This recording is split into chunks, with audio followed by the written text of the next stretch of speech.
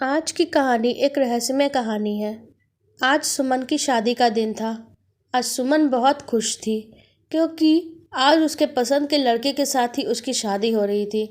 पर सबसे ज़्यादा खुशी इस बात की थी उसे कि जिससे वो प्रेम करती थी आज उसी से उसका विवाह हो रहा था। सुमन उस लड़के के बारे में काफ़ी कुछ जानती थी, पर जब भी उसके परिवार वालों के बारे में वो उससे पूछती तो वो टाल मटोल कर जाता और उन्हें वो ज़्यादा नहीं बताता। सुमन शादी करके अपने पति अमित के साथ उसके घर आ गई। यहाँ पे उसकी सास यानी अमित की माँ और उसकी बड़ी बहन जो पहले से ही शादीशुदा थी और उसके बड़ी बहन का पति यानी उसका नंदोई और ननद स्वागत करने के लिए दरवाजे पे खड़े थे। सुमन को उन तीनों को देख के बहुत ज़्यादा मुस्कुराई, पर पता नहीं क्यों उसे अपनी सास का चेहरा थोड़ा सा अजीब लगा। उनके हाव भाव से वो ज़्यादा खुश नहीं दिख रहे थे। तो सुमन ने सोचा कि शायद शादी लव मैरिज है, इसलिए परिवार वाले ज़्यादा खुश नहीं हैं। ऊपर ऊपर से मुस्कुरा रहे हैं, लेकिन जब तक वो अपनी दुल्हन बन के अपने कमरे तक पहुंच चुकी थी, लेकिन उसके घर में बहुत सारी रस्में होने वाली थी जो उसके पति ने कहा था। सुमन ने कहा, रस्मों का क्या है, मेरे घर में भी बहुत सी रस्में होती हैं, मैंने तो देख रखी है। पर अमित ने कहा, उन रस्मों की बात नहीं है, ये थोड़ी अलग रस्म है। तो सुमन कमरे से बाहर आ रही थी, उसकी सास ने उसे आवाज़ दी, सुधा जी। सुधा जी ने कहा, जल्दी आओ सुमन, बाहर आओ, तुम्हें कुछ ज़रूरी रस्म आज ही निपटाने हैं। उसके बाद कल जो तुम शादी के बाद रस्म होगी वो सारी रस्में करोगी, पर आज जो होने वाली है वो बहुत ही खास है और उसे आज ही कर लेना होगा। ये सोच कर सुमन चली गई कि साधारण सी कोई रस्म होगी, पर उसे यह नहीं पता था कि रस्मों को किस प्रकार करना है। फिर उसकी सास ने एक अजीब तरीके से बंधी हुई लाल रंग की पोटली उसे दी और उसे अपने ऊपर से 100 बार घुमाने कहा, और इतना करते करते ही सुमन के हाथ दुख गए। उसके बाद उस पोटली को सुमन के ही हाथ में देते हुए उसे कहा, अब तुम्हें सीधे जाना है और यहाँ से थोड़ी दूरी पे एक शमशान है और वहाँ जाके इस पोटली को फेंक के आना है। अब सुमन ने आग्रह करना चाहा अपने पति के साथ जाएगी, तो सास ने कहा, इन रस्मों में पति का कोई काम नहीं, तुम्हें अकेले ही जाना होगा। ये बात सुमन के गले उतरना बहुत मुश्किल थी। एक तो नई होकर दुल्हन, ऊपर से अकेली, और उसके लिए अकेले ही रस्म करने के लिए बाहर भेजा जा रहा है, वो भी ना केवल मंदिर में नहीं बल्कि एक शमशान की तरफ। ये बात सुमन के लिए बहुत ज़्यादा अजीब थी और साथ में डराने वाली भी।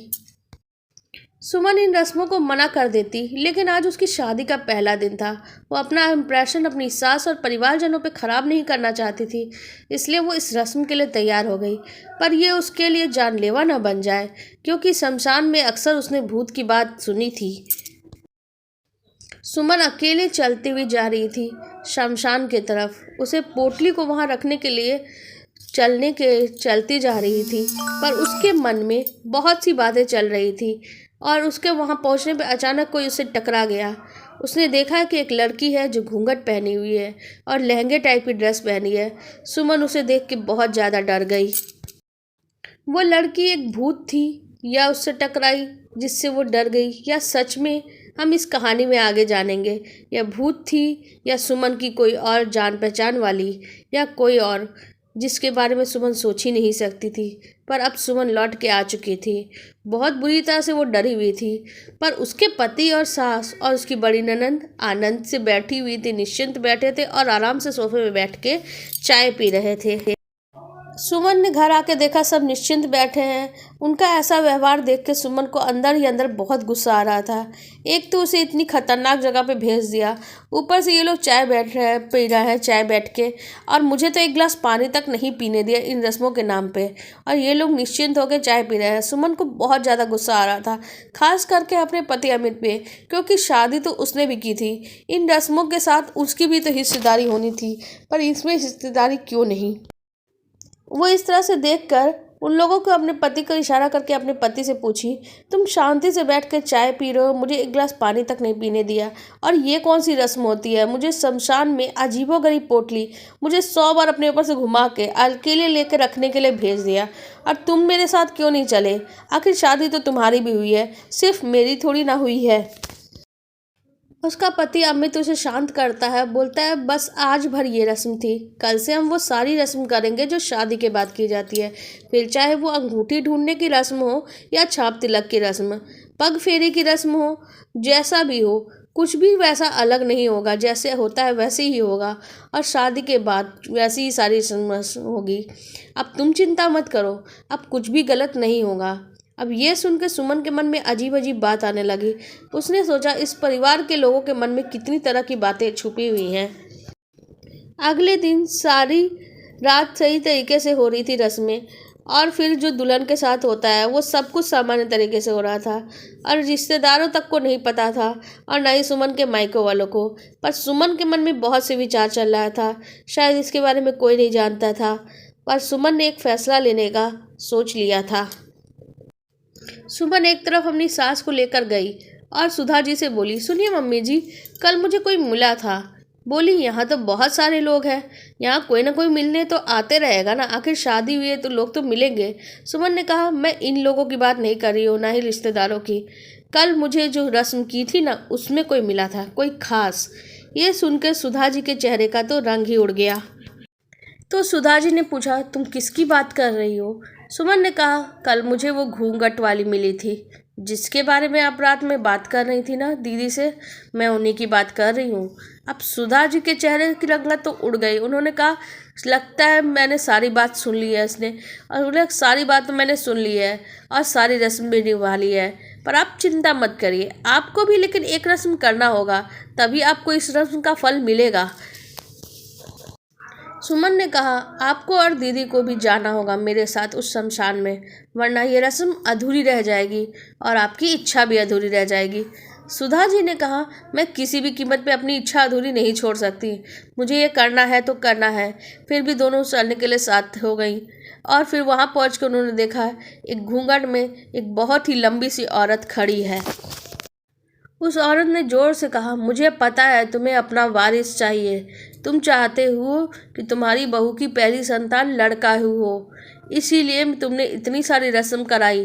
तो इस रस्म की बात है जो तुम्हें अभी और करनी है। ये बात सुनकर सुधा जी थोड़ा घबराई और फिर बोली, मुझे हर हाल में एक लड़का चाहिए, मुझे इस घर में बेटी नहीं चाहिए। यह सुनकर वो औरत जोर जोर से हंसना शुरू कर दी। तो सुधा ने पूछा कि आपको क्या करना है मुझे?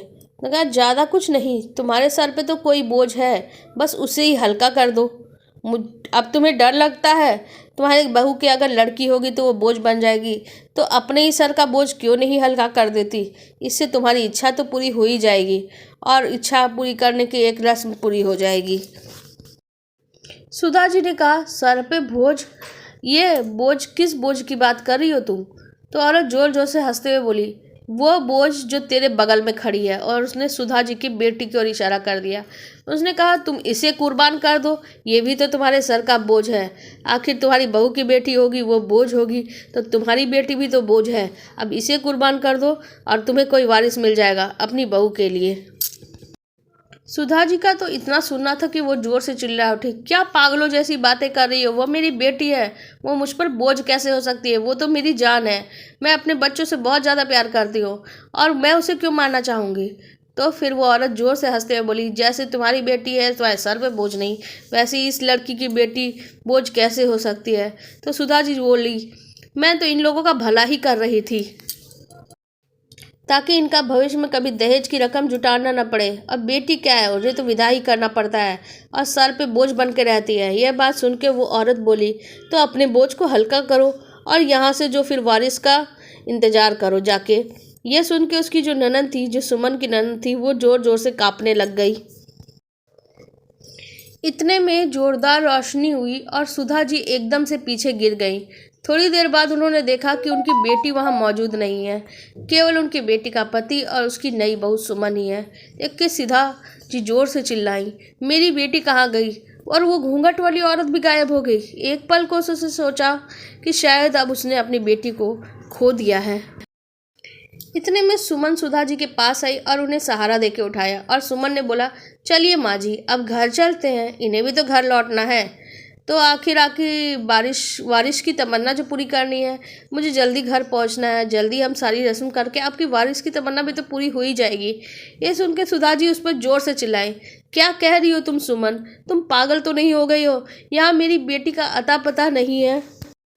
और सुमन पे सुधा जी चिल्लाते हुए बोली, तुम क्या चाहती हो? मेरी बेटी को गायब कर दी और तुम वारिस की बात कर रही हो। सुमन ने कहा, आप भी तो यही चाहती थी ना कि मेरा वारिस हो जाए, तो मैं मदद की आपके लिए, आपका सर का बोझ हल्का कर दिया। आपके पास वो बैठी रहती थी, महीनों तक आपके घर आती जाती थी, आपके भी तो बहुत खर्च हो जाते होंगे, तो मैंने तो आपके सर का बोझ हल्का कर गया, और आप क्यों परेशान हो रही हैं फिर? तो उसमें सुधा जी ने कहा, तुम पागल तो नहीं हो गई हो? मेरी बेटी मुझ पर बोझ नहीं है, वो मेरी जान है।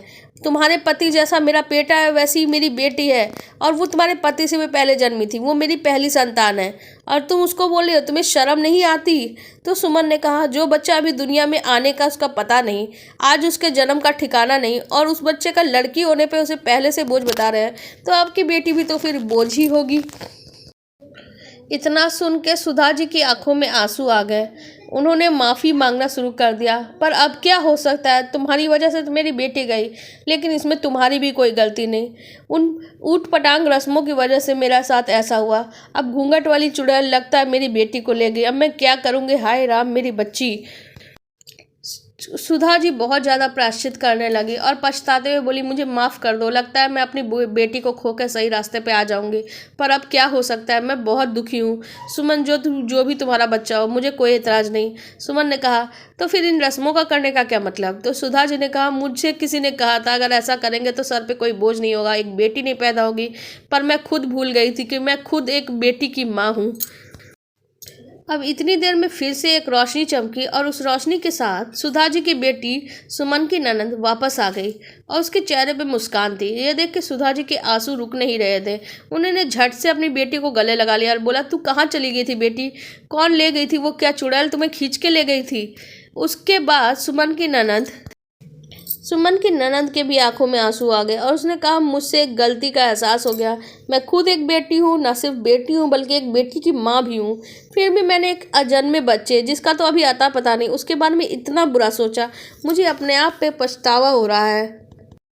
सुमन की ननद को भी अपने किए पे पछतावा हो रहा था। सुमन ने अब तब तक अपनी सहेली को आवाज़ देकर बुलाया और वो घूंघट वाली लड़की अचानक सामने आ गई और कुछ लोग कैमरा की रोशनी के साथ सामने आ गए। सुमन ने बताया, ये कोई चुड़ैल नहीं है, ये तो मेरी सहेली है जो उस दिन मुझे मिली थी और मैं आधे रास्ते से ही लौट के आई थी और उस दिन मैंने आप लोगों की सारी बातें सुन ली थी। वो घूंघट वाली औरत ने अपना घूंघट उठाया और उसके नीचे उसने पैरों में एक लंबी लकड़ी पहनी थी और वो असली नहीं थे उसके पैर, वो इसीलिए इतनी लंबी लग रही थी। और कैमरा वाले लोगों ने भी फ्लैश लाइट चमकाई थी। एक्चुअली ये कहानी जो गढ़ी गई थी वो इसीलिए गढ़ी गई थी सुमन ने, ताकि इन लोगों को सबक सिखाया जा सके।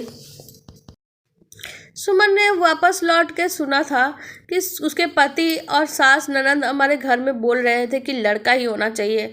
उसके बाद उसने बोला कि एक तांत्रिक ने उपाय बताया है और उस उपाय के करने के बाद सुमन के घर में कभी लड़की नहीं आएगी और आ भी गई तो वो रुकेगी नहीं। इतना सुनने के बाद तो सुमन के पाँव तले ज़मीन खिसक गई और सुमन को अपने कानों पर विश्वास नहीं हो रहा था। जिस लड़के से उसने इतना प्यार किया, उसका परिवार इतना अंधविश्वासी हो सकता है। सिर्फ अंधविश्वासी नहीं बल्कि बेटा और बेटी में इतना भेदभाव, वो भी बहू के बच्चे के बारे में। अपने बच्चों के लिए भेदभाव नहीं था और ना ही बहू के बच्चे के लिए इतना भेदभाव, और उसके जन्म देना भी गवारा नहीं। सुमन को ये सारी बातें अंदर तक कचोट रही थी और दुल्हन के रूप में खड़ी वो लड़की उस समय उसके साथ थी, क्योंकि वहाँ उसे थोड़ी देर ले जाके उसने एक प्लान बनाने का सोचा था और इसी के तहत सुमन आज ये करने वाली थी। और सुमन की सहेली वो कोई चुड़ैल का नहीं थी बल्कि एक नाटक रचा गया था जिसमें सुमन की सास और ननद पति तीनों को ही एहसास हो गया ये जो हो रहा है ये गलत है। बेटी हो या बेटा, वो सबके लिए बराबर ही होता है। सुमन का पति भी पछताएगा, ये सोच रही थी सुमन। और सुमन का नंदोई जो इस बात में उसका साथ दे रहे थे वो भी बहुत पछता रहे थे, क्योंकि खुद की उनकी एक संतान बेटी थी। अब सुमन ने कहा, आप लोगों का अपनी गलती का एहसास हो गया तो आगे ऐसा कोई भी अंधविश्वास वाला रस्म नहीं होना चाहिए, ना ही मेरे बच्चों, चाहे वो बेटा हो या बेटी, कोई भेदभाव होना चाहिए।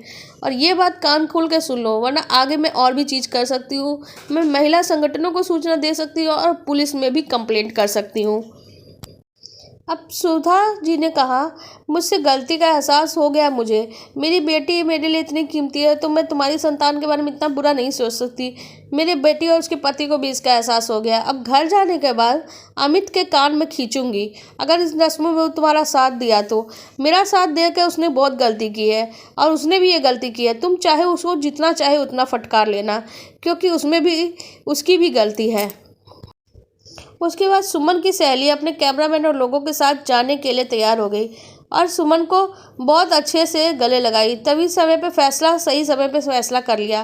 तुम्हारे साथ अगर ऐसा रस्म हो जाता तो तुम्हारे साथ रोज ही गलत होता, और यह आज तुम्हारी बहादुरी का ही नतीजा है कि तुम्हारे परिवार का विश्वास हमेशा के लिए ख़त्म हो गया। अब कोई भी अन्याय नहीं होगा। यह कहकर सुमन की सहेली उससे गले लग जाती है। उसके बाद सुधा जी ने पूछा, पर कम से कम ये तो बताओ तुमने मेरी बेटी को गायब कैसे किया था? तो सुमन की सहेली ने बोला, हमने बस उसे खींच के किनारे किया था और उसकी बेटी की याद दिलाई और इसे साथ देने के लिए फिर वो तैयार हो गया, क्योंकि उन्हें भी अपनी गलती का एहसास हो गया था और वो खुद की उनकी एक बेटी है, तो फिर वो गलत का साथ देने के लिए तैयार कैसे हो गई?